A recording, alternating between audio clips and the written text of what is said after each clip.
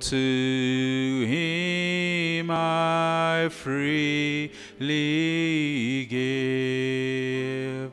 I will ever love and trust him, in his presence daily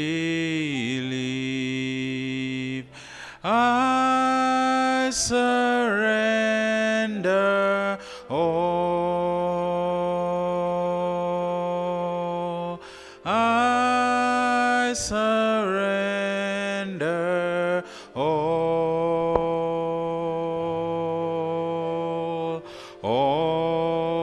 to thee, my blessed Savior. I surrender all to Jesus. I surrender humbly at his feet I bow. Worldly pleasures now forsaken, take me, Jesus, take me now. I surrender all. I surrender all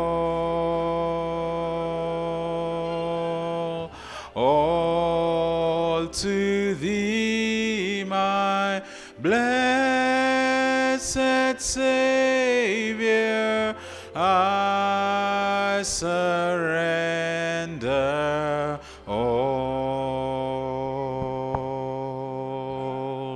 all to Jesus. I surrender. Make me Savior, wholly thine. Let me feel the Holy Spirit, truly know that thou art mine. I surrender all. I surrender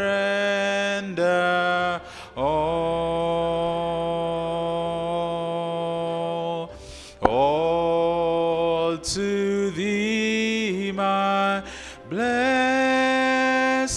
Savior. I surrender all.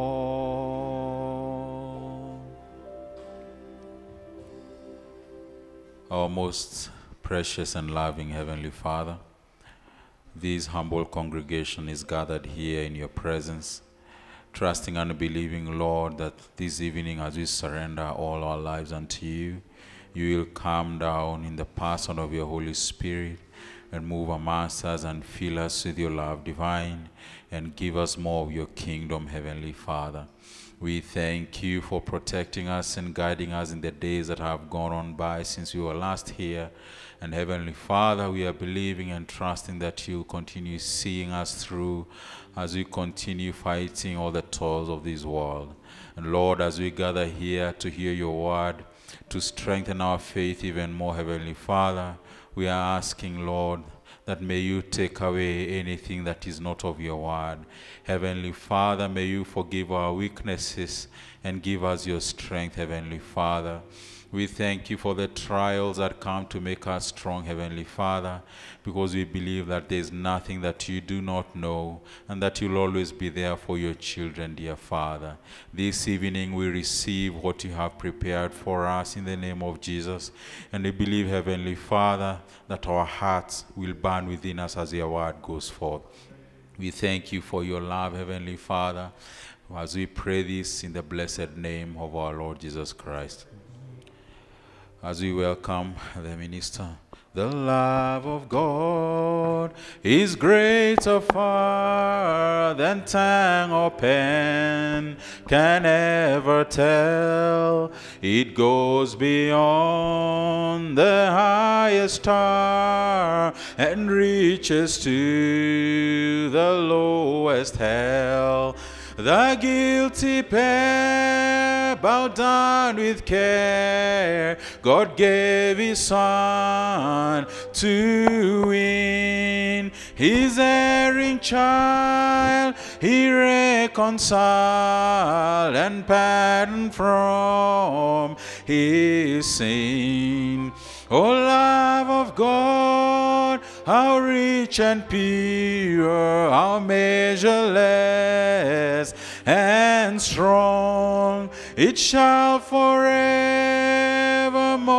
endure, the saints and angels' song.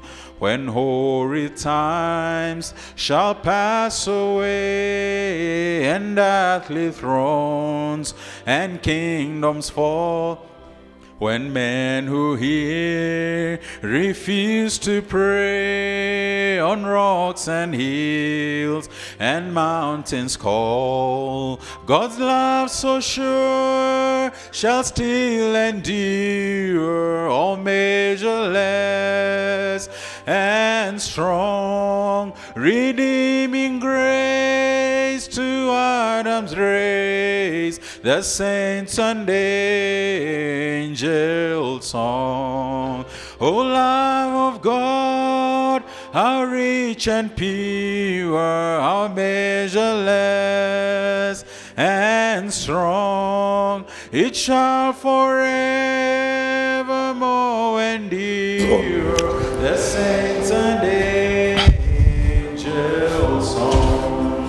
Will be within the ocean field and dwell the skies of passionate flame, while every soul on earth a quail and every man ascribes a trade to ride the love of God above, would drain the ocean dry, nor could the scroll contain the whole stretch from sky to sky.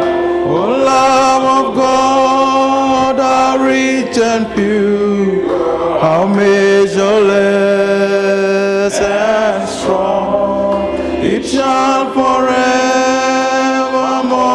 endure, the saints and angels' song.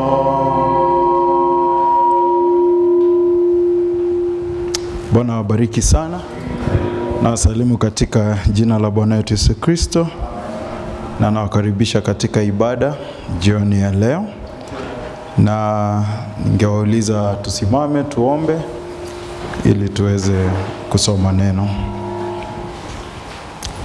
Let us pray. Most precious Heavenly Father, with great joy and thanksgiving in our hearts, we come before your throne of mercy this evening, dear Lord.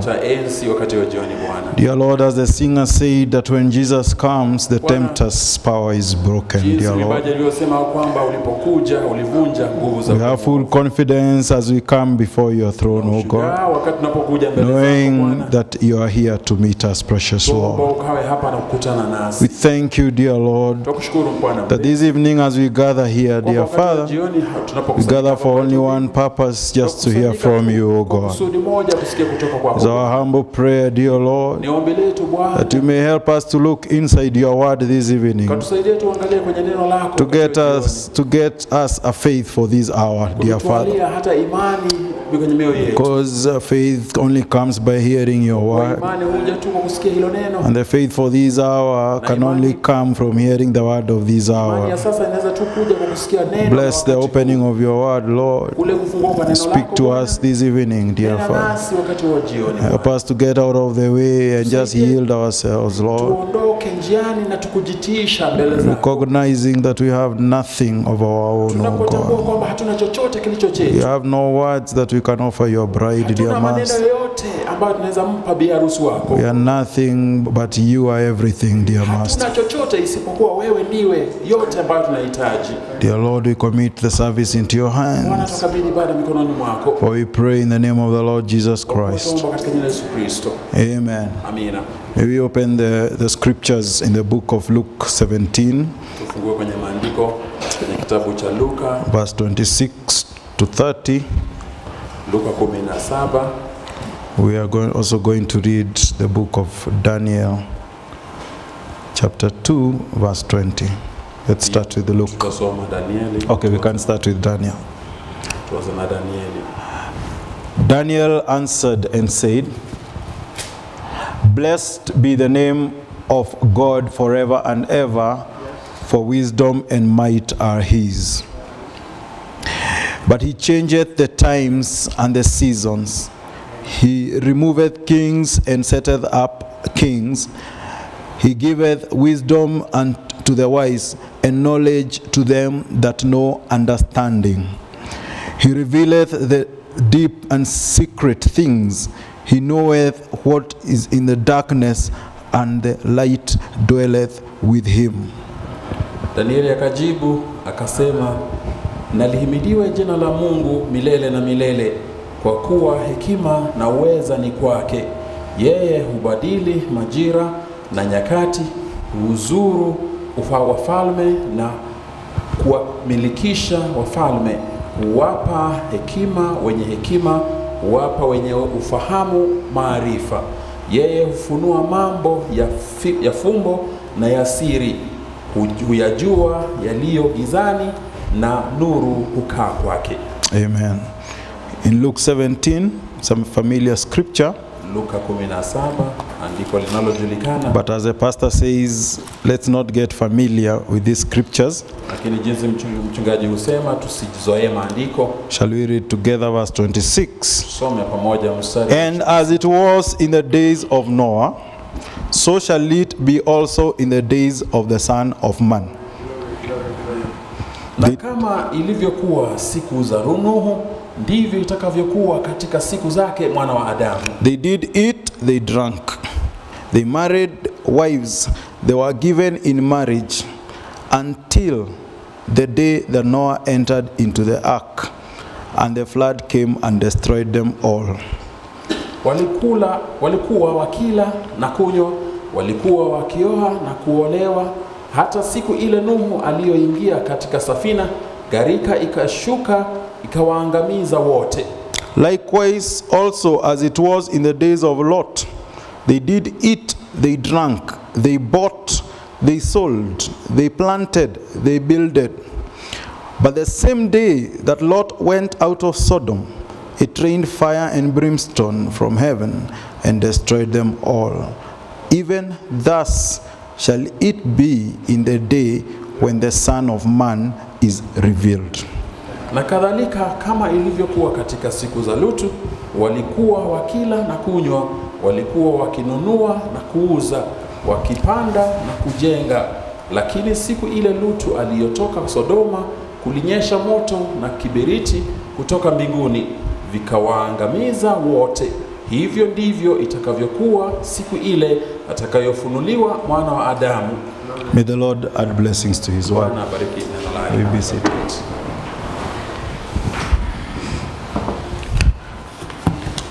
I trust we are glad to be in the house of the Lord.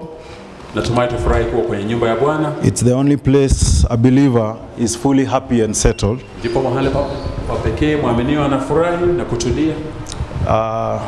I'm glad to welcome all of you into the service. Nafurahi sana kuwakaribisheni enyi nyote kwenye ibada. There's something I left in my on the desk, Brother Maina, if I may whisper something to you. This was a voluntary service.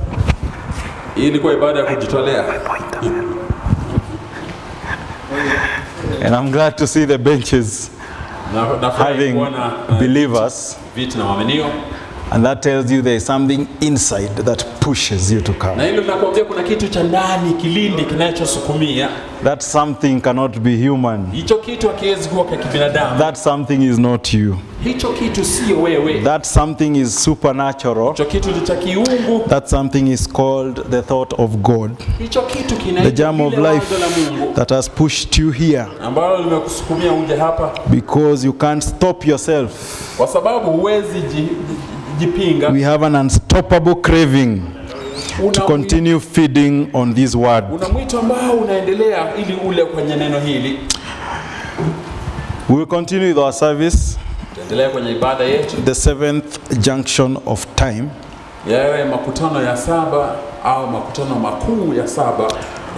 From where we left it off last time.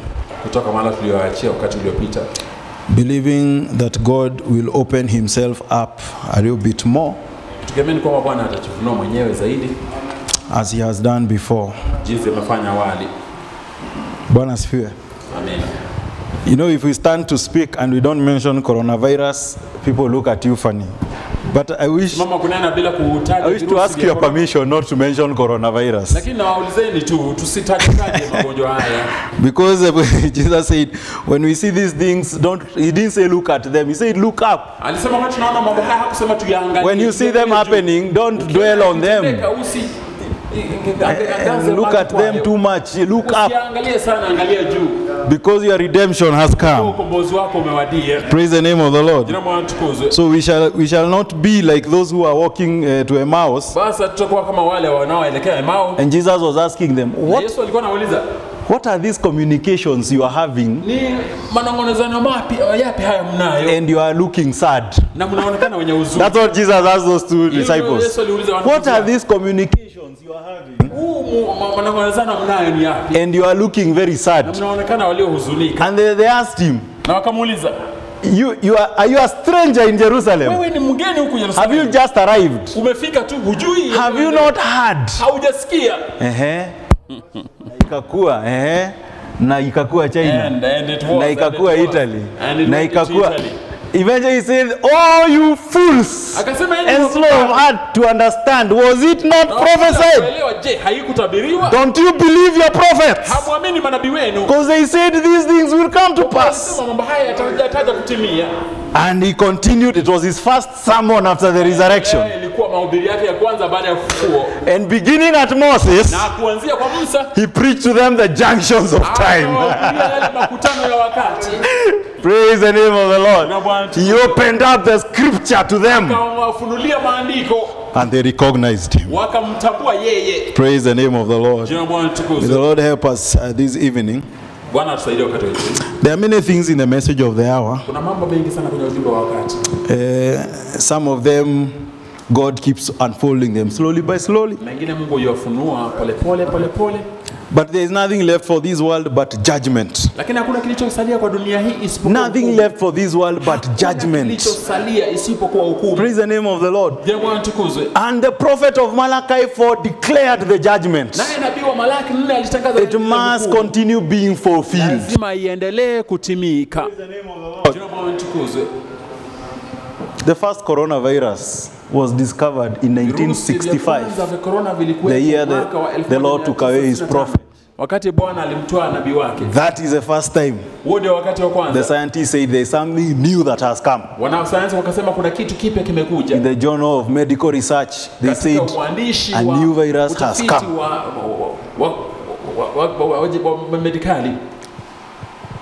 Go and type on your Google history of coronavirus.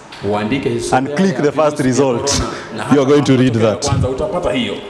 So there are many things, but our calling is not to look at them, Lakini mwito wetu sio is to look at Jesus Christ. kuangalia Yesu Kristo. Praise the name of the Lord. Naomba nitukuzwe. And so we go into the message for this evening. Kwenye ujumbe wakati wa jioni, In slide 11, kwenye kionyesho 11, just to recap where he said kurejelea kile that ambacho and Bwana alisema. always in the days gone by, Na kila wakati kwenye siku zilizopita the dispensations has always come to their end and we hit a junction. na yanafika kwenye makutano. There's junctions on the highway, Kuna makutano there's njia junctions on the roads that we travel in this world, njia tunapopitia kwenye there is ulimwengu. junction on this grand old highway that we travel Kunayo to makutano glory. makuu kwenye njia hii kuu ambapo Since tunasafiri creation till where we are.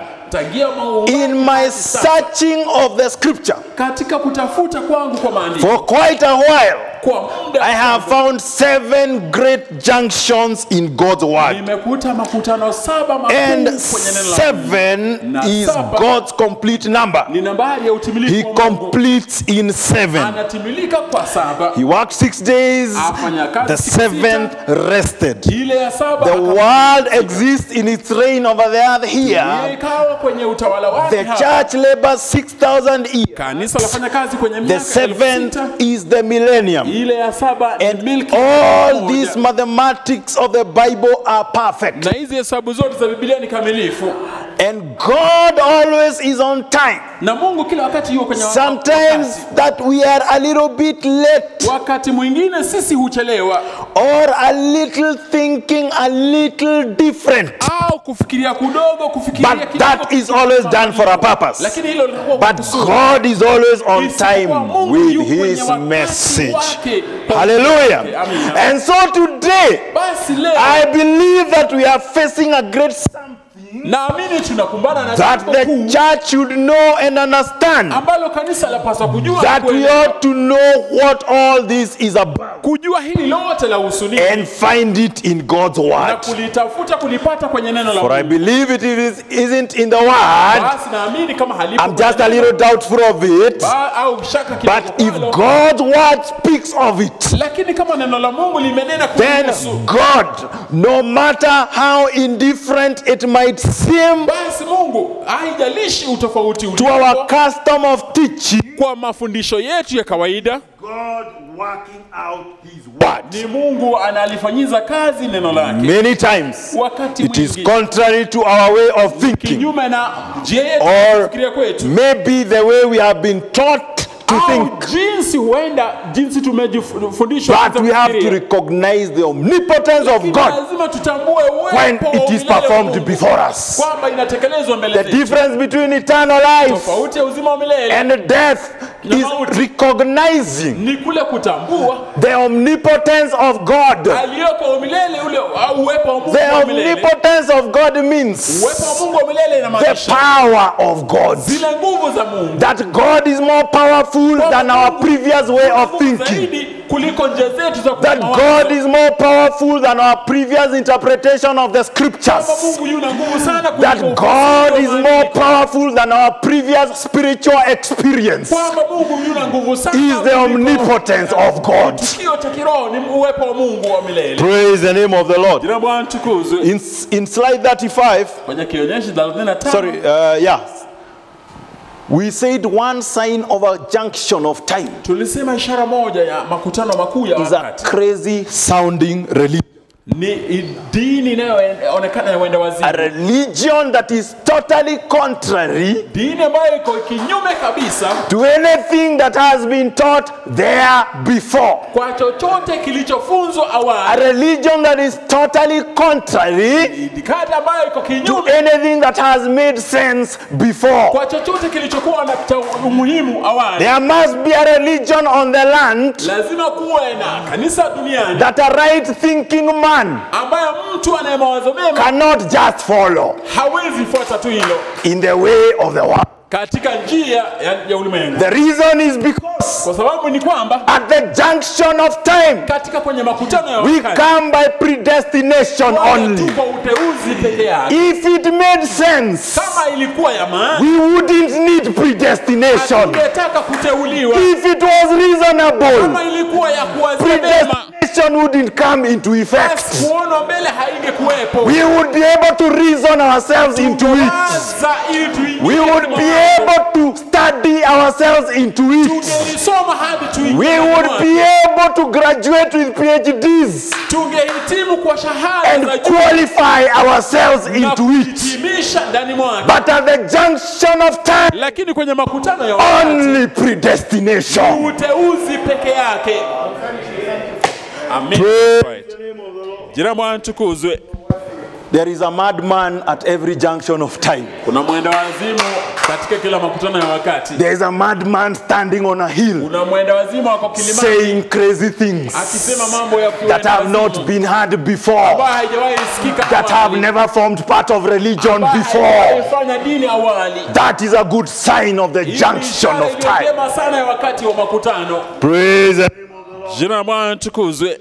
And we read what the world says about our message. Na haijalishi ulimwengu yasema nini kuhusu We ujumbe read wetu. about it on Thursday. Tulisoma Alhamisi iliyopita And they have declared na the wametangaza teachings of William Marion Branham mwisho ya William as Branham revelatory madness. ina uenda wazimu wa That is a great sign that we are at a junction. kuu ambapo kwamba tuko kwenye makutano.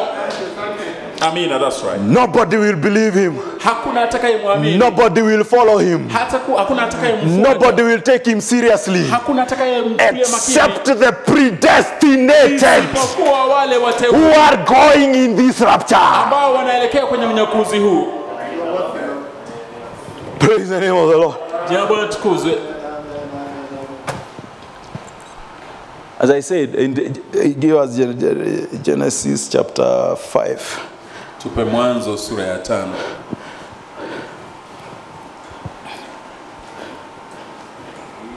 Verse 28. Mstari wa 28. There was a man called Lamech. Kuna huyu jamaa He aliyeitwa lived Lameki. 777 years. Aliishi miaka 732. And when he was 182, na wakati alikuwa na he gave birth to a son. akapata mtoto. He was called Noah. Huyo mtoto alikuwa Nuhu. Continue. And then in 30, Na kwenye 30 and he lived and he begat sons and daughters. Then I mean, Noah had many brothers and sisters. Nuhu alikuwa na wadugu wengi na wadada Many of them siblings. wengi, And they listened to his message for 120 years. na walisikiza ujumbe wake kwa miaka 120, Seeing their brother wakiona ndugu yao on the hill pounding away. ule mlimani Atanak. akipiga. They had children.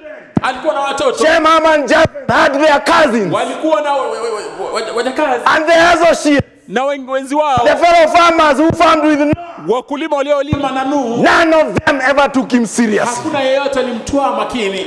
He was the crazy man of the village. Alikuwa yule mwenda wazimu mtaani, And the few who heeded to his message, na wale wachache waliosikiza ujumbe wake, not because it made sense. sio kwamba ilikuwa ya maana, No, it did not make sense. haikuwa ya maana. They were predestinated Walikuwa to wameteuliwa enter the ark. kuingia lile safina.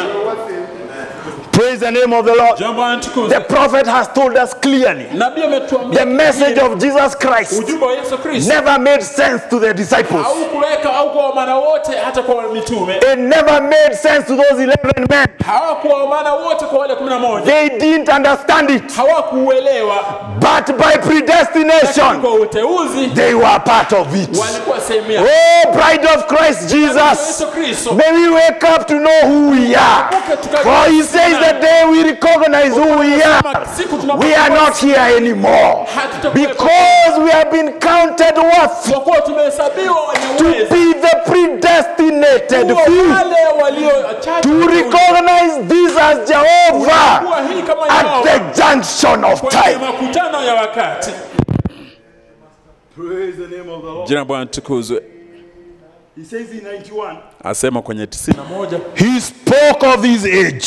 Alinena kwenye kizazi. What will be now? Kile ambacho kitakuwa sasa. The believers. Wale waaminio.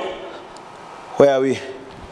We are in slide 60, sorry, 64, sorry, not 91. The believers of this age, 64, have to believe this. What he promised today, just the same as they had to come into the ark. We are still on first junction. I'm praying to God to help me move to the second at least. The believers of this age has to believe this. What he promised today, just the same as they had to come into the ark. They didn't know where the water was going to come from. From looking at the design of this, it can even float. Peradventure, the water actually came. No, kama kungeenda ikue ya kwamba maji itakuja,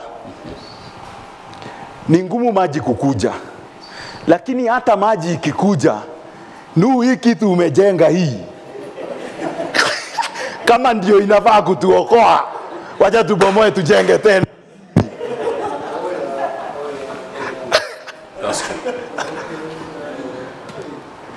Alafu umeongeza uzito, umeweka wanyama wote.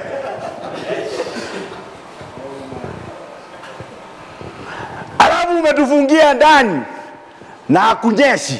There is nothing reasonable about that message. Hakuna kitu kilionekana cha elimu kwenye ujumbe huo. But the believer of this age has to believe this. What he promised today, just the same as they had to come into the ark.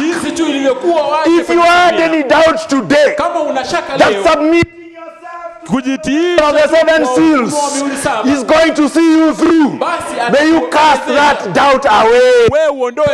Believe this just like they had to believe. To be saved, God or Egypt to be saved, they have to come into Christ to be saved now. What is the ark? The word message. Not the justification message. Not the sanctification message. Not the baptism of the Holy Ghost message. But the word message. The restoration of the word in its fullness. However unreasonable it sounds to you, is alright. Praise the name of the Lord. The thing you have to overcome is yourself. Your idea. Your thing. Your idea. Yourself, your thing, you have to overcome it to enter this ark, to be a partaker of this junction. You have to overcome it, overcome your own thinking, surrender yourself to him. He overcome for you. He knows the way. We don't. Amen. That's right. Praise the name of the Lord. 67, but in Noah's time there was 8 overcomers. And that is what went in. They were caught inside. Now look, friends. I believe they are taping this. And it's on television, pardon me, a tape. Whatever you do, who is listening now, or who will listen hereafter in 2020, the hour is very late. You have a good intention, yes, but please be caught inside.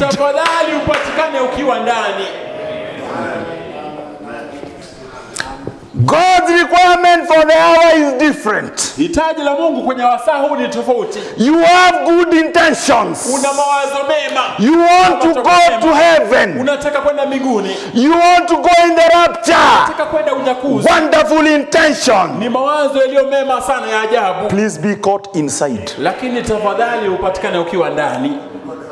And then he continues. Anaendelea. Now don't struggle. Hallelujah. I love the message of the hour. Don't struggle. Not him that willeth or him that runneth, but God. Just let God. Just yield yourself to him and walk on with a perfect, satisfied faith.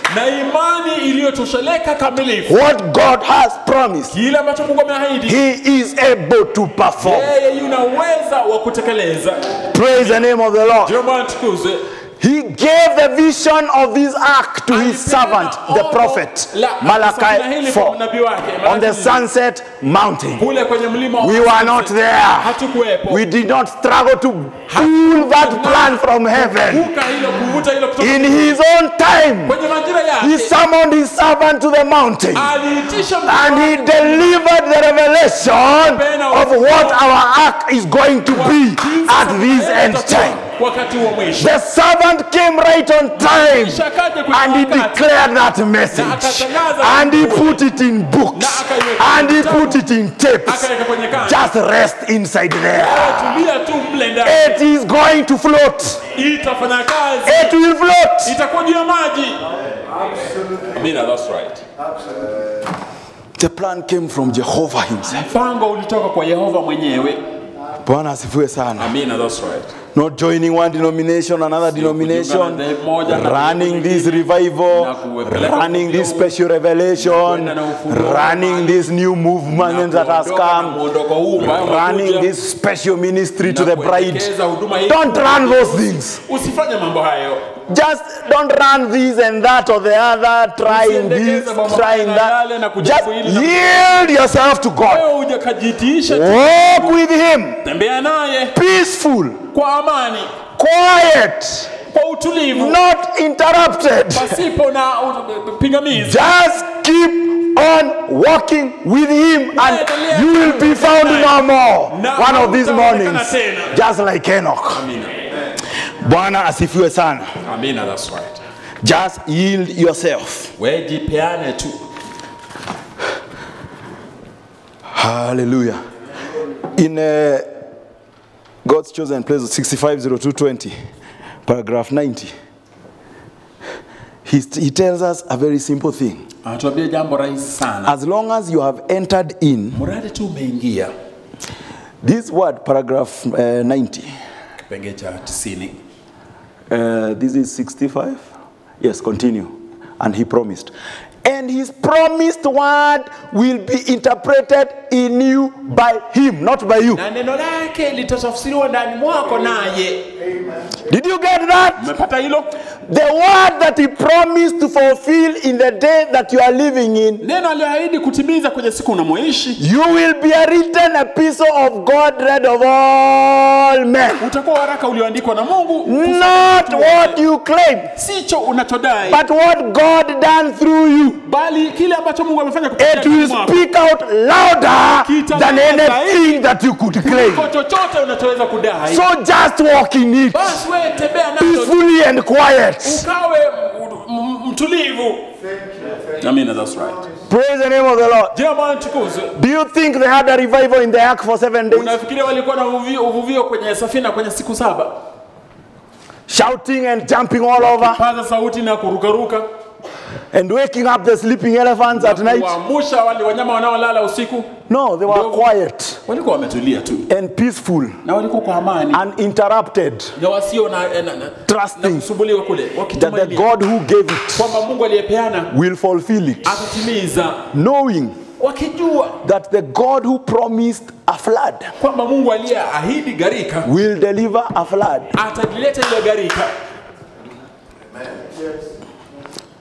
Bwana asifiwe sana. Amina.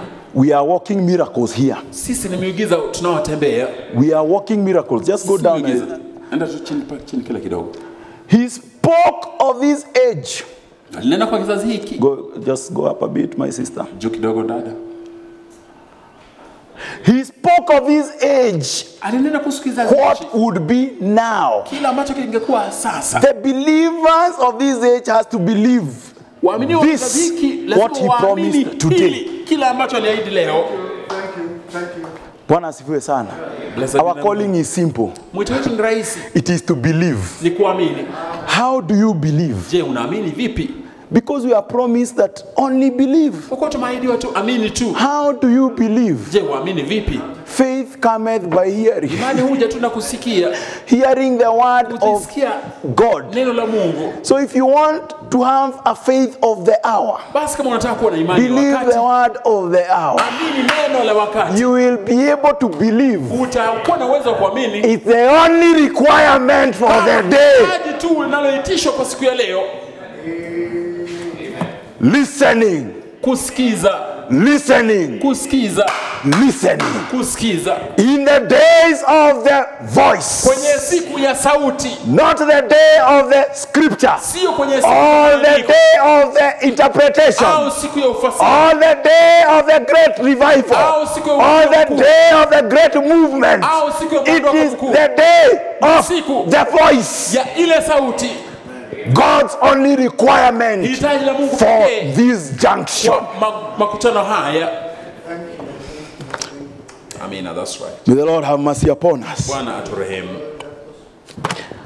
I would like to move to the second junction, which we have read about in Luke 17:26. If you may give us that scripture again. The second junction says that even Luke 17, and as it was in the days, 28, sorry. 28, samahani.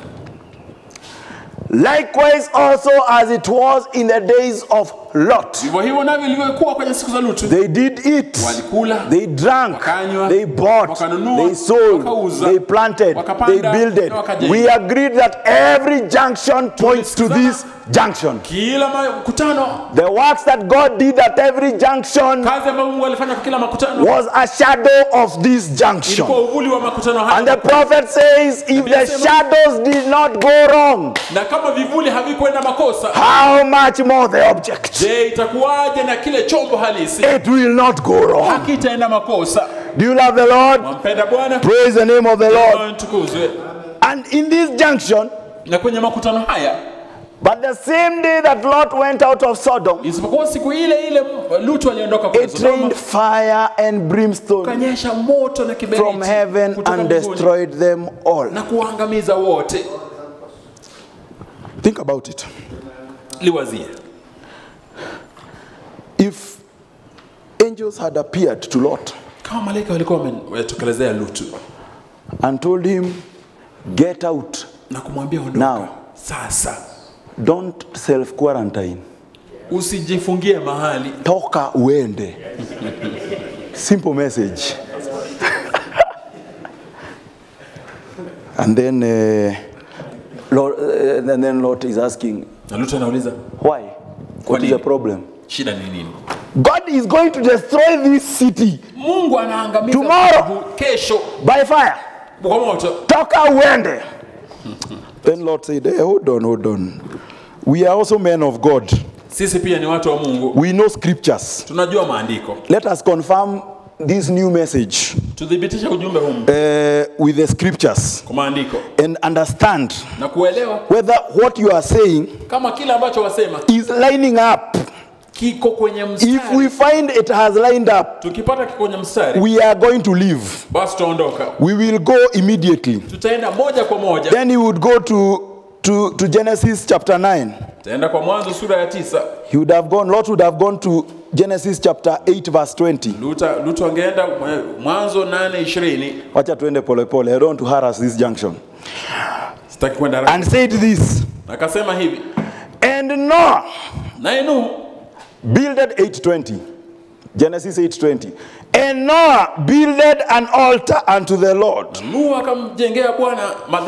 And took every clean beast and of every clean fowl and offered burnt offerings on the altar. Akatoa kila mnyama aliye safi na katika kila ndege aliye safi akavitoa katika mibara. We are reading the holy scriptures Nasoma maandiko matakatifu as was given unto the prophet Noah. jinsi ilivyopeanwa kwa nabii yule. And the Lord smelt a sweet savor, and the Lord said in his heart, I will not again curse the ground any more for man's sake, for the imagination of man's heart is evil from his youth. Neither will I again smite any more everything living as I have done. While the earth remaineth, seed time and harvest and cold and heat and summer and winter and day and night shall not cease. Amen. Amina. Hakuna moto inakuja. Mungu alisema, God said, hata maliza tena. he will not destroy again. You false messengers, leave. Enyi wajumbe, ondokeni. Akiquote.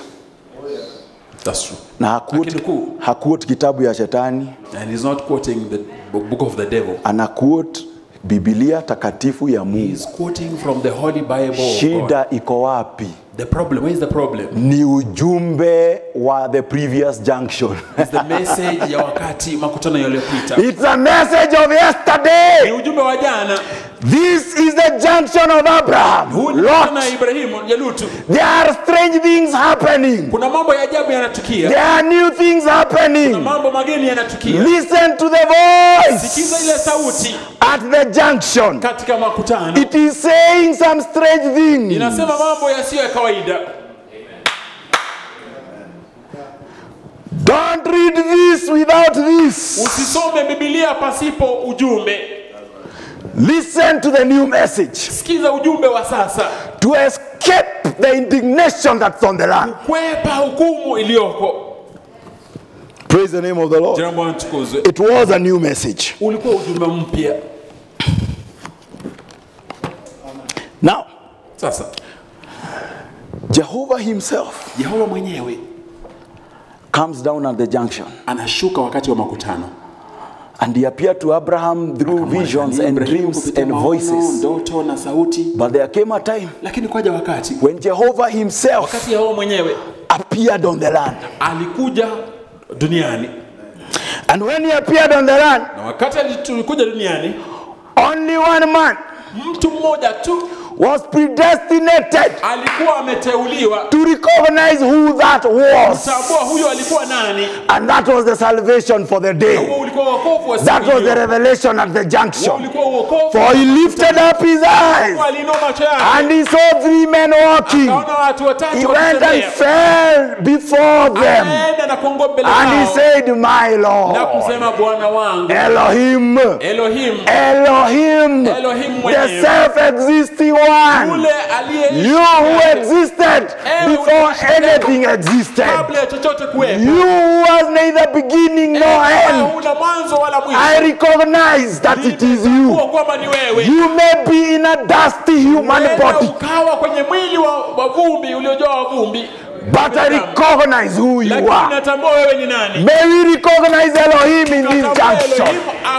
And may just be in a weak brother, a weak sister that you don't think much of. ambaye hata Elohim huyo ni Elohim at the seventh junction. katika makutano ya 7. Amina. Recognizing Elohim Kumtambua Elohim was the difference between salvation and ndio death. iliyokuwa tofauti kati ya wokovu na mauti. Oh, praise the name of the Lord. Jina Bwana tukuzwe. Jesus Christ in John 8:54 Yesu Kristo kwenye Yohana 8:54 spoke of this junction, alinena kuhusu makutano haya. and he said, Akasema because he was Elohim made flesh, kwa kuwa alikuwa Elohim akiwa and amefanya he mwili. said Akasema that if I honor myself, kama naweza jiheshimu, my honor is nothing, heshima yangu ni bure, because it is my Father that honoreth me, kwa kuwa ni Baba anayeniheshimu. of whom that you say is your God. Kwa ni nani ambaye mwaita Mungu? You can tell Christians, Je, wa Kristo? Jesus Christ Yesu Kristo lives in my heart. anaishi moyoni If mwangu. I honoreth myself, Kama anajiinua saying that I'm the virtuous bride of Jesus Christ, harusi mtakatifu wa Yesu if Kristo, I honored myself, kama najiheshimu, saying that I am the word made kusema mimi flesh, ni neno limefanya if mwili, I honored myself, kama najiheshimu, saying Jehovah lives in kusema me, Yehova yuishi ndani it mwangu, is not my honor. sio heshima It is yangu, the honor of the Father heshima ya Baba who predestinated ambaye me aliniteua for that honor kwa ile in hekima this day. kwa siku hii. Praise the name of the Lord. And he continues to say, Na kusema yet you have not known him. hata hivyo hujamtambua, He is your God, yes. yeye ni Mungu wako, But you ndivyo, have not known him. isipokuwa hujamjua, But I know. isipokuwa mimi Him. namjua. He is called the Son of Man, Anaitwa yule mwana wa Adamu, revealed by the opening of the seven seals. I know him. namjua. And if I should say I know him, Na kama anaweza sema namjua, and I shall be a liar like unto you, na nitakuwa mwongo kama kwenu, but I know him and I keep his saying. lakini namjua na ninahifadhi au kuendeleza maneno yake. Your father Abraham rejoiced to see my day, Baba yenu Ibrahimu alifurahi sana kuona siku yangu, and he saw it, na akaiona, and he was glad. na alifurahi. The man at the second junction Mtu kwenye makutano ya pili could look at the fifth junction. angeangalia kwenye He makutano ya tatu, rejoiced to see the day of Jesus na Christ. anafurahi kuona siku ya The Yesu same Kristo. man Yule could look in our junction, angeangalia kwenye makutano and he yetu, was looking for a city na alikuwa anatafuta whose builder and maker is ambaye God. wake He rejoiced to see our day. alifurahi kuona siku But yetu. there is one constant. Isipokuwa kuna The others are called kimoja. variables for you Hizo researchers. zingine zinabadilika, But there is a constant. lakini kuna kile A kilicho man who imara. exists at every junction. Mtu aliyekuweko kwa kila majira. And the makutano. constant is verse 57, but hiyo continue. ya- Verse 58. Mstari wa 58. The Jews wondered, what do you mean? And then he said, verily, verily, Amen. I say unto you, Nasema kwenu, before Abraham was, kabla ya Ibrahimu kuwepo, I am. mimi nipo. I am the first junction. I am the second junction. I am the third, fourth, fifth, sixth, and I am Na mimi the ndiye seventh junction of time. makutano yale I am ya saba. Mimi ndiye. Amen, that's right. Elohim. Elohim. 77. Notice. Tambua. And who did he feed that to? Je, hilo Nani alikuwa anapatiwa nyama choma? Na Ibrahim. I keep saying, am I saying the right 77? 77. That was God. Huyo alikuwa Mungu. Abraham called him Elohim. Ibrahimu akamuita Elohim. Elohim. Elohim, God made in a human form a theophany. Elohim. God, the one who existed in a mysterious way that we do not know what is made of. We don't know what material substance. We don't know. It's not our portion to know. We are concerned with Elohim, the one who birthed himself into a form that we can recognize him. And he gave himself the supreme name of God in a human form. And he said, you brethren know that Elohim is the self-existing one. Like he begins in Genesis chapter 1. Elohim, Elohim, the great I am in human flesh. So what is Jesus telling the Pharisees? I am Elohim. I am that God that you claim to worship. I am the constant at every junction. I change the not. I am. Nyama akinywa maziwa. Akikula ugali, cornbread ni ugali.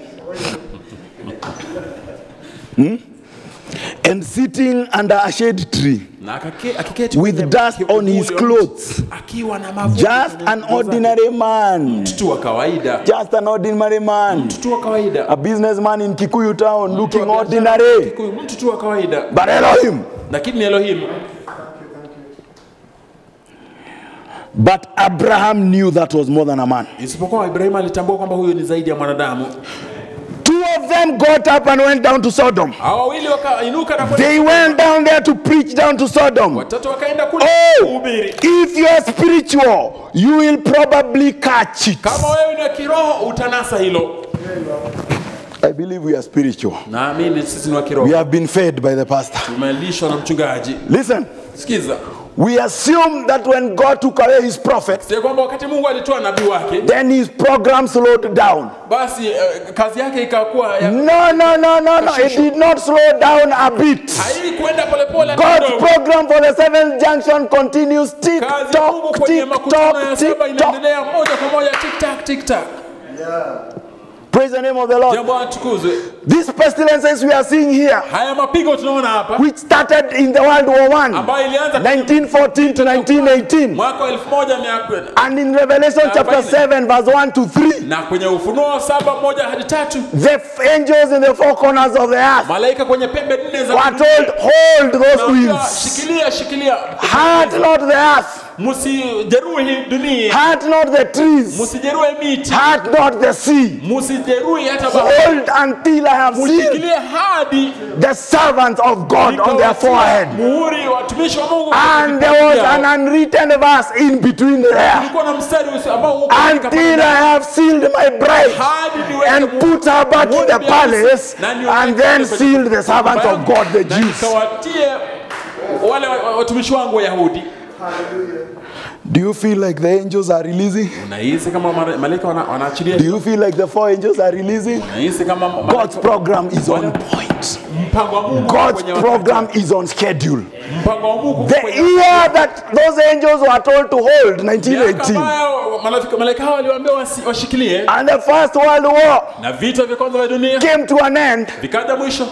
1918 is the year Oral Roberts was born. 1918 is the year Billy Graham was born. Same year. Mwaka ule. And those two angels have been here. Nao malaika wawili wamekuwa hapa. After Malachi 4 went, Baada ya Malaki and Elohim began the bride ministry, Elohim began preparing his people for the seventh junction. As Elohim was ministering, wakati Elohim alikuwa na hudumu, Billy Graham was ministering to Sodom. Billy Graham alikuwa anahubiri kule Oral Roberts was ministering to Sodom. Oral Roberts alikuwa kule Sodoma. Oral Roberts died in 2009 the other day. Akafa kwenye mwaka. Billy Graham died when? 2018. Billy Graham akafa mwaka. That is when God has taken them off the scene. Na ili Mungu aondoe. God's work did not stop. Kazi ya Mungu haikusimama. You must lift him out of history, my brother. Lazima tumutoe kwenye historia. That is where our salvation is. Hapo ndipo wokovu wetu upo. That's why he says, if you are spiritual, kama wewe ni kiroho, you will probably catch it. Utanasa hili. Them two that went down there, they did not do any miracles. Na hapo chini hawakufanya miujiza yote. Only blind their eyes to the door. Preaching the gospel blinds the unbelievers' eyes. They just blinded all of them. These two angels, great servants of the Lord, but they preached a gospel that made people think they are Christians. That made nations to be 80% Christians. That filled our country and the world with denominational churches. And everybody is a Christian. Until if you want to resonate with a crowd in a political rally, you have to start with Bwana asifiwe. When you say praise the Lord, because they are Christians. The blinding of these two angels. But God has taken them off the scene. Just in the last few years, they have completed their work. If their ministry was to blind, and God has taken them off the scene recently, it means only recently the church world has achieved its total blindness. They cannot be blinded anymore. There is no more blindness to add. Just like there is no more light to add to the bride of Christ. The stage is set now. for a great showdown. That stage is set for a great culmination. And think about it. After that, things have happened. The earth has been hurt. Volcanoes, earthquakes. The trees are burning. Nobody knows. These guys have been told not to hurt the trees, but the trees are just burning left, right, and center. Nobody knows what is going on. Things are going on. We are not to look there. We are not interested. That is not our ministry. We are to look at the Son of Man. Because in a day when we see those things happening, there will be a ministry here on earth. Elohim. Amen, that's right. Elohim will be here. 82. But there was 2 men went down there to preach, to bring Lot out of Sodom. Look at today. Isn't it strange in these last days that all down through the age, through Abraham's seed age, the junction of the church that we have had, a repeat of the second junction. Every junction replays in the seventh. In the seventh junction, you will see first junction going on, second junction going on, third junction, fourth, fifth, sixth. You will see all the junction here. If you recognize all the 6, then you know we are at the junction of junctions. Praise the name of the Lord.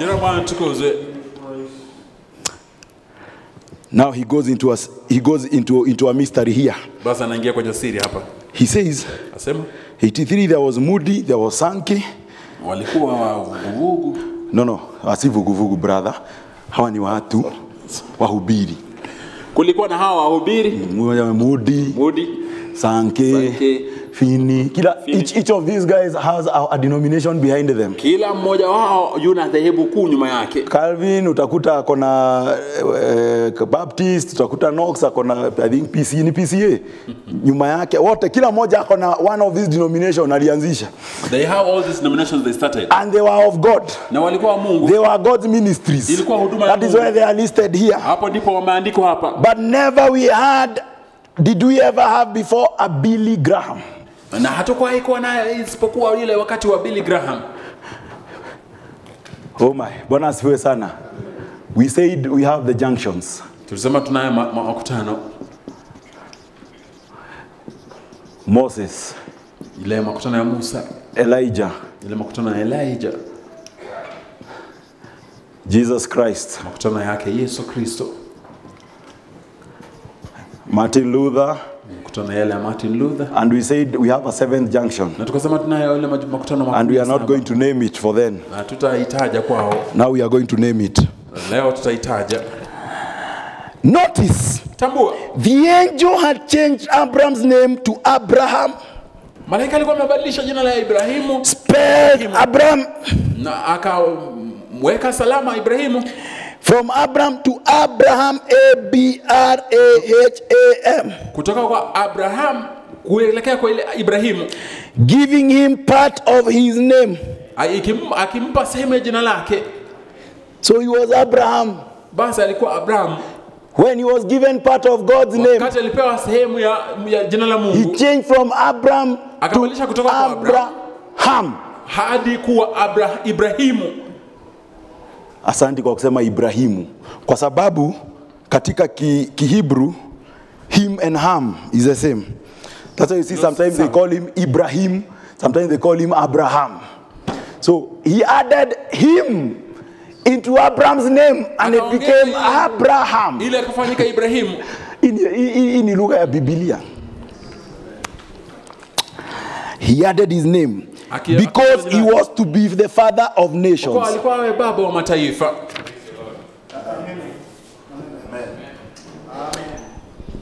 Could there be a man? Je, kunaweza kuwa binadamu at this junction kwenye makutano haya to whom God donated his name, ambaye Mungu pia ameligawa jina lake? Could there be a man huenda kuwa na mtu to whom ambaye Elohim has donated his name amepeana pia herufi with the same 7 letters that Abraham's name had. And he said, look at Billy Graham's name. G-R-H-A-M, 6 letters. Letters of the earth. But look at Abraham. 7 letters. Then he left it there. Wakuona aone. Mwenye hataona akae. Praise the name of the Lord. Branham, unajua sasa lazima tuhubiri kitu vile inafaa kuhubiriwa. Branham, lazima we have to preach the way it should be preached. Because this is tumesema, siko hapa slide 84. Baka anatuspelia. Anatuspelia ndio tusikose kuiona. Bwana asifiwe sana. Amina. Wacha niwaambie. Hii kitu iko hivi. Bwana asifiwe sana. But this is the junction of junction. Lakini haya ndio makutano makuu. God's own junction. Makutano ya Mungu mwenyewe. And when this man introduces the junction, wakati huyu mwanadamu anatanguliza haya makutano, just like we don't call the 5th junction, kama tu hatuwezemi makutano ya 5, was the junction of John the Baptist. Ilikuwa makutano ya Yohana Mbatizaji. We call it the junction of Jesus Christ. Tunayaita makutano ya Yesu Kristo. Yet who was the madman who introduced the 5th junction on the river Jordan there? A guy from the wilderness. Nobody knows where he came from. He was supposed to be a priest. He refused to follow his father's career. Akaenda kuwa chokora. Sasa amerudi akisema ufalme wa Mungu, ufalme wa Mungu. John the Baptist, the forerunner. Main junctions have a forerunner. And he came and said, I have come in the name of somebody. And the time has to come that I must decrease. And the person whose name I came must increase. And we call it the junction of Elohim. It is God's own junction. Mungu mwenyewe. Amina, that's right. Praise the name of the Lord. I have a few minutes and I want to cover this junction by God's grace.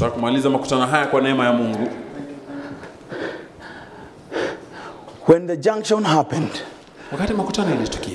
God came to fulfill a certain promise that he had promised his servant Abraham. And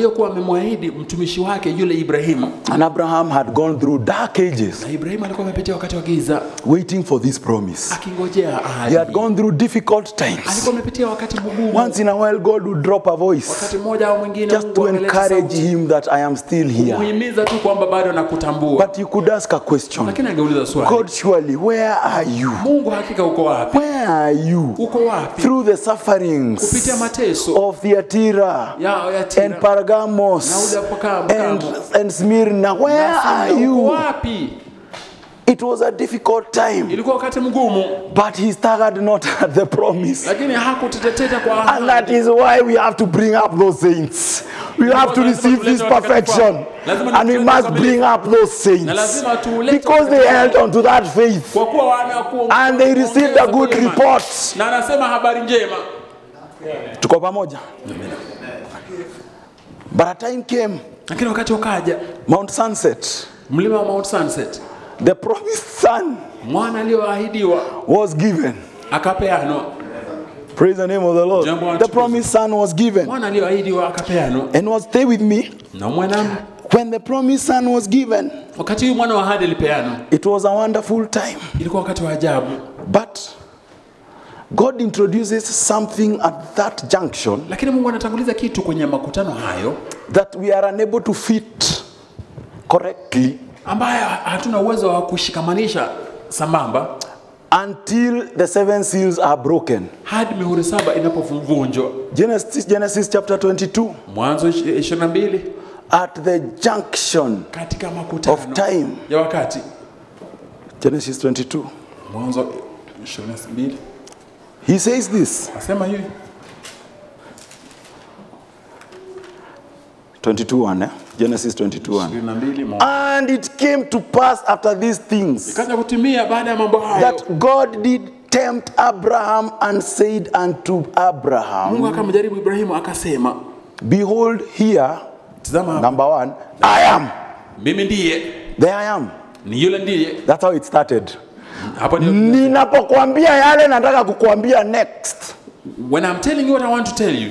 Abraham, Ibrahimu, kumbuka, remember, ni mimi Elohim nakuambia. it's me Elohim telling you.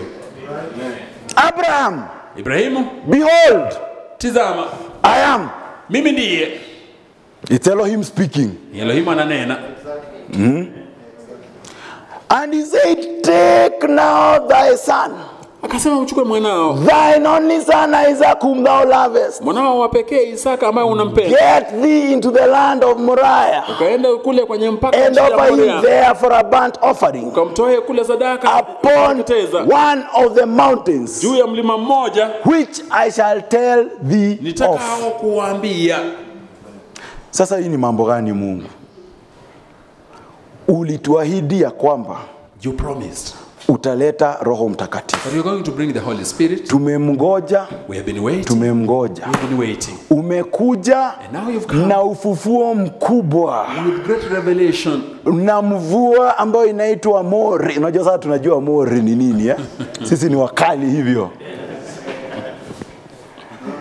Umekuja na ufufuo kali inaitwa mori. Revelation and that the rain. Umeturudisha Pentecoste perfectly. And you've restored us to Pentecost. Umetupatia And you've given us mwana the Son tuliyemgoja. whom we are waiting for. Alafu anakuja anasema, And then he comes and says, Abraham, Ibrahim, behold, tizama, bado ni mimi naongea. it's me who is speaking. Ni mimi nilikuwa nimeongea hizo quotes zingine huko Me mbele. who had spoken other quotes behind them. Na hizi quotes za mzee akienda kulala za And these are 1965. quotes when he's going out. Behold, I am. Tizama mimi ndiye. Bado ni mimi naongea hizo quotes. That's right. Amen. Stay with me. Mdumu nami. He says, Akasema. 184. No, 86. God stands on his promised word. Mungu simama kwenye neno lake la ahadi. Bro, acha nikuonyeshe kambinu kidogo. Tuende haraka haraka. Unajua brother Sira alifanya kazi mingi na tutumiangi ndio hii ya Kiswahili. So just follow from 184. Get 184 and just follow there. Amina. So that we get the right words. Kiswahili is Tupate maneno yaliyo sahihi. You got 184? One that. Poleni, we are not harassing this topic. Na tuende haraka kwa somo hili. 184 inasema hapo. God stands on the promised word for each new year. Mungu usimama juu ya neno lake katika kila aliloahidi kwa ajili ya kila mwaka. He stands on it this year to fulfill what he has God promised for this year. Yeye usimama juu yake mwaka huu kutizama kile ambacho Mungu aliahidi kwa mwaka Whatever it is, chochote kile. I want to be right in the center of his will in the future. Mimi nataka kuwa katika Like mwondoko wake they katika did. siku za usoni kama Like waliofanya. Abraham when he met his crossroads. That is where the junction was. Njia panda zake. He didn't know I will do it. Hakujua jinsi angelitenda. God told him, I'm going to give you a son. Mungu alimwambia nitakupa mwana. 25 years he waited for it. Alingojea kwa miaka. Finally the son came. Mwishowe mwana akaja. Then God said, Kisha Mungu akasema, now by this son, sasa kwa mwana huyu I'm going to make you a father of many nations. nitakufanya wewe baba wa mataifa mengi. Take him up there and kill him. Chukue juu kule ukamtwae. Elohim, Bwana. Elohim. Mambo gani hii? That's right. Ulituahidi Roho Mtakatifu. You promised the Holy Spirit. Umeleta Roho You Mtakatifu. brought the Holy Spirit. Sasa unatuambia tuchukue Roho Mtakatifu. You are telling us to take the Holy Twende Spirit tumuue. and go kill Tuchukue him, mihuri. and we take the seals. Ni nini? Kana mimi. Take him up and kill him. Mchukue kule juu ukamue. Destroy the very thing that he had waited 25 years. Kile ambacho ulingojea miaka 25. Take him up and kill him. Mtwae ukamue. Let's go to 101. Twende 101. 101. 101. It's called the Mount Moriah experience. Inaitwa tukio la mlima Moriah. The junction. Yale makutano. Abraham at his crossroads. Ibrahimu kwenye makutano ya. He knew that God could raise up his son from the dead. Alijua kwamba Mungu atamfufua. From whence he received him at the crossroads. Tangia mahala alipompokea. Abraham came to his crossroad. Ibrahimu akaja kwenye makutano yale. After he had trusted God and had seen all the miracles of God 25 years, he waited on a boy. Kuona miujiza yake yote miaka 25. He waited on a boy. Akangojea kijana yule. A promised son. Mwana aliyeahidi. And then God told him to go sacrifice the very thing that he had waited for. Akatoa kafara kwa kile yule mtoto aliyemngojea. He had the faith that God who raised him up from the dead in his body alikuwa na imani kwamba Mungu aliyemfufua kwenye is able to raise him up from the dead at the altar. The same God who raised the Pentecostal church out of the dark ages is able to rise us again, even if we sacrifice that Pentecostal experience and we forgot everything we know about Christianity and we sacrificed our former experience and accept the new voice of the I am. Abraham, behold, I am.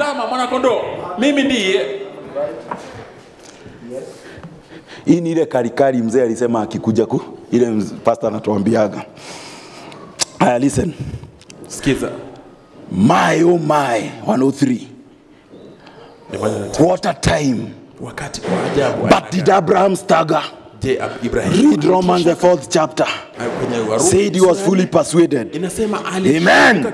He was fully persuaded of what God had promised. God was able to do. Amen. He permitted the crossroad. Permit the crossroad. My brother, my sister, our call, no matter what we have been taught before, permit the crossroad. Allow the junction. Permit it.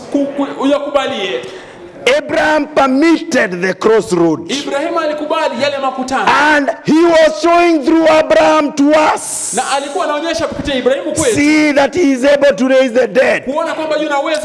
Listen, this God who made the promise. In the last days this thing would happen. That we see happen. If he promised a son. And the son came. If he promised all these things that we see through the scripture, let's get into the rhythm of it. He promised in the last days these things will take place, and we see it. He promised they will change Jesus. Hallelujah. There will be a millennium. There will be a new day. There will be a day when the sun will never go down no more. We'll need it no more. To that 109, the dawning of a new day, I feel it all over me now. The light of a new day, the light of a day when there is no night, when there is no darkness, when there is no shadow. That is the problem we have today. He promised us a restoration, but immediately the restoration came. He told us, now take this other thing. So people are stuck at restorations, but you promised this thing. We had waited for it throughout the dark ages. You promised through the book of Joel that you are going to restore, and you have restored. Can't you allow us time to enjoy this son? But no, Abraham, behold, I am. I have restored. Please move on. There's a new thing. But note, you will not lose anything. hatutapoteza chochote. God has to test your faith. Mungu lazima ajaribu imani God yako. must test your faith. Mungu lazima You ajaribu will imani yako. get an experience Utapata tukio that has justification inside like no other, sanctification inside like no other, the baptism of the Holy Ghost inside like no other, and in addition to that, rapturing faith to take you home. imani ya kuja. We are going to lose nothing.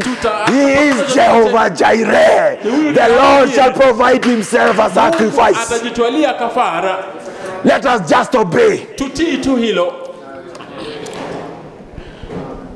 This is the day we must sacrifice the Son of God Hii ndio siku lazima toe mwana wa Mungu kama kafara. to receive the Son of Man. Kumpokea mwana wa Adamu. We must be ready Lazima tuwe to tayari lay it on the altar kuiweka mibarani and prove to na God kudhibitisha Mungu that we have cast away our thinking and our teachings and our beliefs, and we are ready to sacrifice the Son of God. kumweka kafara mwana wa Mungu. But behold, look in the thicket. Angalia kichakani. There is the revelation of the seven Hapo kuna seals. ufunuo wa mihuri saba. There is your healing in the Hapo wings. ndio uponyaji huko. There is the seven seals, the revelation of the Son of Man. Ufunuo wa mwana wa Adamu. You mihuri saba. will lose nothing. Hautapoteza chochote.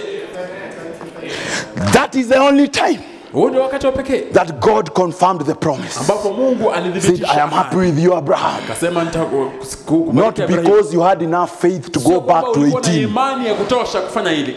Not because you had enough faith to go back to 18 years old. Sio kwamba ulikuwa na imani ya kutosha kurejelea miaka 18. Not because of all the sacrifices you made. Sio kwa sababu ya kafara zote. But because of this thing isipokuwa kwa sababu ya jambo that you hili have done today, ambalo umefanya leo and you have proved to me na umenithibitishia that you believe me in every way. unaniamini kwa kila In jambo. blessing, I will bless Basi you. kwa kubariki You shall be the nitakubariki. father of the nations. Utakuwa baba wa mataifa. The confirmation of the covenant. Kuthibitishwa kwa lile agano. Praise the name of the Lord. Jina Bwana tukuzwe. I'm finishing 113, but he can Malizia. fix the situation to make it suit his word. Lakini anaweza badilisha hali zote zitosheleke kwenye neno lake. He is still like Genesis 22, Jehovah Jireh. Husalia kuwa kama yule wa mwanzo. The Lord can Jehovah provide Jireh. for himself a Kwamba sacrifice. Bwana anaweza jitwalia kafara. Praise the name of the Lord. Jina Bwana tukuzwe. I'm looking for a place to land it. Angalia mahala ambapo ni sasa komea.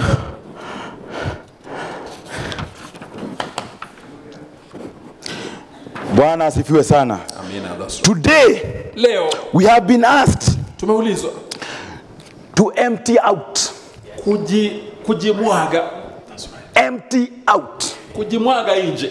God is not interested Mungu hashughuliki in how much you think you know about him at this point. kwa jinsi gani unavyojua unamjua au kumjua hivyo. He's interested in you allowing this to go through you. Anashughulika tu kwamba hii Many times, many times, every morning, every evening, this voice going through you. hiyo sauti ikipita Whether you kwako, think you are good, you are bad, you are holy, you are unholy.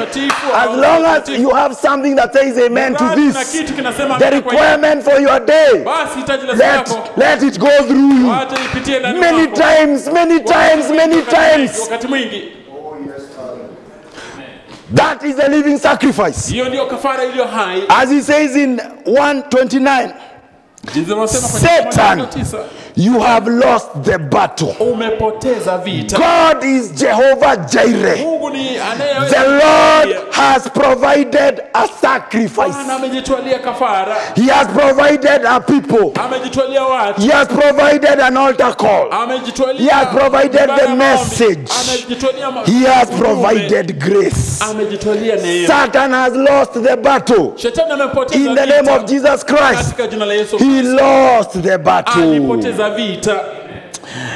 353, and who can tame that devil? Na ni nani anaweza shetani? Who can tame that devil? Nani anaweza shetani? God, we can't do it by denomination. Anaweza fanya afanye hivyo na kwa madhehebu. We can't do it by ecclesiastical forces. Hatuwezi fanya hivyo na. But there was a voice one time that Lakini did kulikuwa na it. sauti ambayo Tame them devils, put them in their right mind, badilisha, ikatoa hiyo shetani na and kuweka put clothes on them. ikawarejesha kwenye nia zao na The same voice gives us a promise sauti ile ile inatupa that the works that I do kwamba kazi nisifanya shall he do also. 137, a little minority. Kwa udogo wa wachache. A little minority that will receive God's power and blessings and his message. Get weak so you can get strong. It will conquer every devil. It will put the learned bishops to shame. It will bring men and women who God has called, and that only. Remember, as it was in the days of Noah, so will it be the coming of the Son of Man. 8 souls were saved. In the days of Elijah, there was 7,000. Only had it. Oh, just think of where we are living now. He's counting the junctions. When John came on the scene, the little church was certainly in a minority, but there was empty vessels to pour the oil in. Hallelujah. God, let us empty ourselves up. Get empty friends. Get weak. Deny your own ability, and you out in radio, but that hear these tapes, that is you. Wherever they come, empty yourselves out. Forget doctrines, forget spiritual experiences, forget earlier teachings. Just take this one and this one only. Empty yourself out. Pour yourself out upon God's altar as a sacrifice. Let the angel come with a coal of fire. Fill that vessel with the power of Almighty God. Then He will make you strong. He will give you grace to stand in these difficult times. Praise the name of the Lord. We have a promise, just like Abraham did at the second junction. You love the Lord. We will not live like Laodiceans. We are not going to be blind and miserable and poor without knowing it. Our promise is different. We are not Laodiceans. We are the bride of Jesus Christ. Elohim worketh and liveth in us. Praise the name of the Lord. May God bless you. Shall we stand? Amen. Christ our Redeemer died on the cross, died for the sinner, paid all his due. Sprinkle your soul with the blood of the Lamb. Oh, and I will pass over you.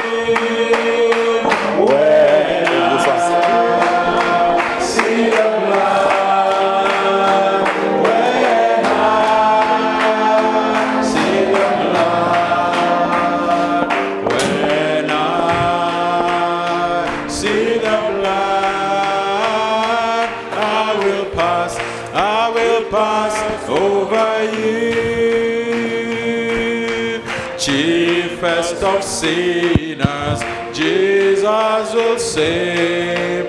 All he has promised that he will do. Wash in the fountain, open for sin, and I will pass over you. When I see the blood, when I see the blood, when I see the blood, I will pass over you. Judgment is coming, all will be there, each one receiving justly his due. Heart in the saving, sin cleansing blood, and I will pass will pass over you when I see the blood. When I see the blood. When I see the blood, I will pass over you.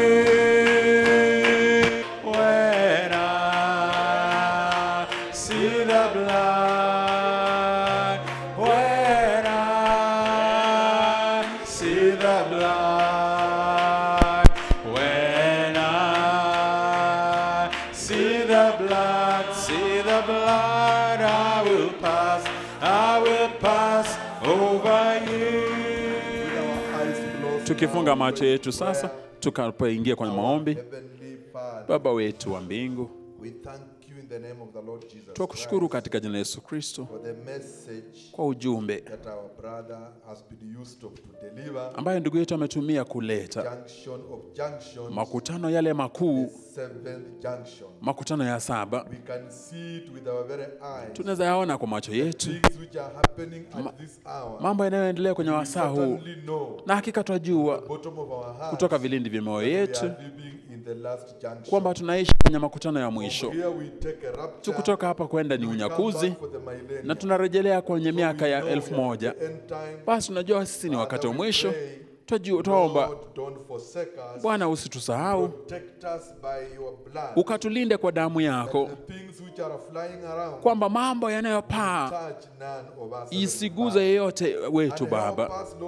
Na tusaidie Bwana Yesu Kristo kujimwaga utupu, ili ukajimimine ndani mwetu, kwamba Baba yetu wa mbingu ukatuondoe njiani na ukaje ndani mwetu Baba, na kujaza kila mmoja wetu kwa Roho Mtakatifu ambaye ni neno lilo hai la Mungu ambaye amefunuliwa kwenye kizazi hiki Baba.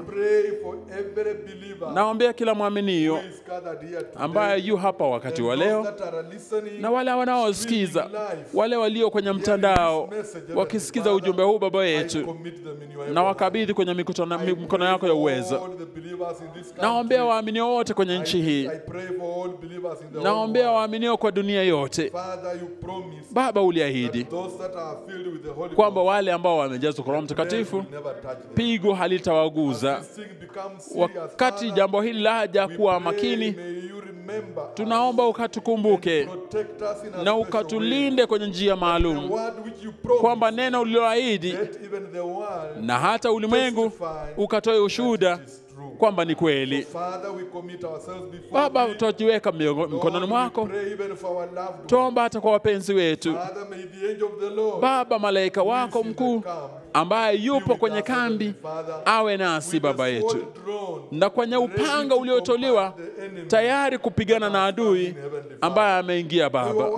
Kwa kuwa neno lako linasema wakati adui yuaja kama gharika, nitainua kimo dhidi yake. Na tunajua kile kimo dhidi ya adui ni kufunua kwa hilo neno. Siri za Mungu zikifunuliwa zinaachilia Roho Mtakatifu ambaye ndiyo ishara, ambaye ndiye damu. Je, tunafurahi kiasi gani? Tunakushukuru, tunakuheshimu. Ukatie ndugu wetu nguvu. Baba wetu uwe nasi, ukatutoe makwetu salama, na ukaendelee kuwa nuru katika maisha kila mmoja wetu, ukiwetia nuru njia tunamotembea. Hekima na utukufu kawe kwako. Kwa kuwa haya tunauliza tukiamini katika jina la Yesu Kristo. Amina. Mnaweza kuketi kwa wimbo wa kuondoka. Mmefurahia kuhubiri kwa neno? Amina. Nataka mkumbuke, we are living at the 7th junction, tunaishi kwenye makutano ya 7, which is called the junction of junctions, ambayo inaitwa makutano makuu. Tafadhali ufuate ujumbe that in every junction, kwamba katika kila makutano, in our 7th junction, kwenye makutano yetu as we see here, tunavyoona hapa, everything that happened in the days of Noah, chochote kilichotukia kwenye siku za Nuhu happens here, kinatukia hapa pia, as it was in the days of No. Jinsi ilivyokuwa kwenye siku za Nuhu, nini kilitokea? Son of Man revealed himself. Mwana wa Adamu alijifunua. He's revealing himself. Mwana wa Adamu anajifunua hapa. There were 3 angels. Kulikuwa na malaika watatu. One was Elohim himself. Mmoja alikuwa Elohim, The other 2 went to Sodom. hao wawili wakaenda Sodoma. We have had 3 angels. Hapa kumekuwa na malaika watatu. We know Billy Graham. Na tunajua Billy Graham na Oral Robert, We know the Malachi. na tunajua Malaki 4 ndiye mwingine. In human flesh. Mwana kwenye mwili. Whichever way you want to look at it. Njia hiyo yote unayotaka kuangalia kwenye siku ya Ibrahimu, You remember, God provided a sacrifice. Bwana alijitolea kafara. In this 7th junction, Kwenye makutano haya ya God 7, has given us a sacrifice. Mungu ametupa kafara. Unajua kafara hiyo ni nini? The bleeding word. Neno linapobujika, Of the 7th. kufunua kwa mihuri You can 7. only apply this blood, Unaweza weka tu damu ile which is this revealed word. ambayo ni neno hili ambayo limefunuliwa, I tell you, no plague. na kuambia hakuna mapigo, hakuna chochote You kitakuguza. are protected because Wewe umelindwa kwa sababu we continue, we shall come in the tukiendelea, name of tukija hata kwenye siku za Musa, See what happened there. utaona kilichotukia pale. Plagues which took place in the Mapigo yaliyokuwepo, will come here again. mapigo hayo hapo tena. Follow as we go on. Tafadhali fuatilia tunapoendelea, Junction of junction. kwamba kwenye makutano yale makuu, What happened in the other junction yote iliyotukia kwenye makutano mengine happened in this junction. itatukia kwenye makutano Days of haya. Jesus Christ. Kwenye siku za Yesu Kristo kulikuwa na msalaba Kalvari. Hapa kuna msalaba mwingine kule kwenye mlima wa Mount Sunset. Calvary. Hapa kulikuwa na Kalvari, Here there is sunset. hapa kuna mlima wa We are Sunset. in the junction. Basi tuko kwenye makutano ya makutano yote. Amen. Amina. We thank God so much Tufurahi, tushukuru Mungu sana for his grace that is upon us. kwa neema yake iliyo juu A yetu. few announcements. Matangazo machache We sing song number 583. kabla tuimbe wimbo. Brother does not mind singing it. Number 1, La kwanza, the annual general meeting, mkutano wetu wa mwaka which we had planned to have this coming ambao tulikuwa Sunday, tumepanga kuwa nao Jumapili we ijayo, have postponed that meeting tumeuahirisha mkutano ule because of the coronavirus. kwa sababu ya muondoko huu wa virusi uliopo sasa. The reason why we have postponed it, Sababu iliyofanya tuahirisha ni kwa sababu you know, we don't want people to be constrained to come to church. hatutaki watu walazimishwe kuja kanisani. Because if I say we are going to have AGM, Nikisema tutakuwa na mkutano wa mwaka, wewe kama ni mshirika lazima uwe. we are forcing you to come. Ni kama tunakulazimisha kuja kanisani. Coming to church during Tunataka this period kuja kanisani kwenye wakati huu voluntary. liwe la kujitolea. Because why sema pastor alisema lazima ukuje kanisani. Your coming is voluntary. Kuja kwako ni kujitolea kuamua kwako. Basi ili liwe la kujitolea, The AGM. basi hatu kutakuwa na mkutano wa On mwaka. the same note, Kwa jambo lilo lile, AGM is such an important meeting. mkutano wa mwisho wa mwaka ni muhimu, As all members to attend. ambayo inaitisha washirika wote wawe, The minutes which we generate from the AGM kwa sababu maafikiano tunayofaa tupata kwenye mkutano the rest of the year, itakutumika kwenye mwaka wote, important institutions like the banks, kwenye mambo muhimu kama kwenye benki. with government, Wakati tunaongea na mambo ya church has said. tunasema kanisa limesema, So the minutes plus, na tunaonyesha mkutano ule maafikiano since we na are uwepo, very sure, na kwa sababu hatuna what the uhakiki government will tell us kile ambacho taifa litasema next 2 or 3 days, kwa yatimu siku let us tatu not au risk it by having an annual general meeting. tusifanye huo mwaka We shall arrange for mkutano wa an mwaka. annual general meeting Basi tutapanga kwa mkutano ule in the storm. wakati dhulupa hili imepita. So please, any inconveniences to you Basi are highly regretted. msamaha kwa hali yote ambayo itakuwa ya kutata.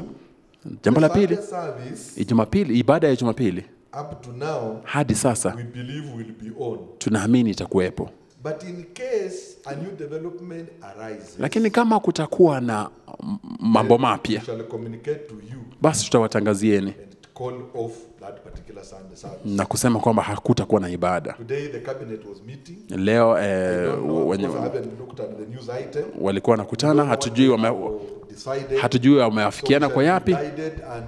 So don't worry. Basi tutaelekezwa, msitiwe shaka. If the Sunday service is on, Tutawaambieni kama Jumapili kutakuwa na ibada on, we shall continue. au haitakuwepo, tutawaambieni. One thing I want to tell you, Lakini jambo moja nataka kuambieni, see me quiet, it means it is on. So don't mkiona nikimenyamaza, mjue mkutano ipo. not cancel the Thursday. People were calling. Kama sasa mkutano hauko mkutano huko, It is on. kama nimenyamaza iko, kama haipo nitawaambieni haipo. Understand? Tafadhali muelewe, Operating under very difficult circumstances. tunaendekeza kwenye hali ngumu sana. Another announcement, Tangazo lingine, take this coronavirus thing seriously. ulitwae jambo hili la virusi vya korona makini. Greet nobody, Msisalimiane, salimiane. Hata hivyo nimesalimia ndugu Kimodho. Msisalimie yote. We tikisa tu mkono. Au mbinu yote ile. Tafadhali msisalimiane. Na mtumie vile viosha mikono. Msiende kwa mikutano ya jumla. Uwe jinsi mmeketi, kuna keti mbali mmoja kwa mwingine iwezekanavyo. Uwe na, hasa ukitumia magari ya matatu, hakikisha umesafisha mikono yako na usiguze macho na mambo kama mdomo ni vitu kama hizo. Mwambie mambo haya yote, lakini zaidi yote omba, ombea nchi na muombeane. Mungu ameweka ahadi, hakuna kitachoenda makosa. Kama kitu kitaenda makosa, basi sio makosa kwa sababu Mungu amekiruhusu. Basi tunasema mapenzi ya Mungu yatimizwe. Kinataka kisheni, hakuna kilicho nje ya mstari. Asanteni sana kuja kwenye ibada. Mnapenda Bwana. Nilikuwa nasukumwa sana. Mchungaji, usiahirishe ibada hii.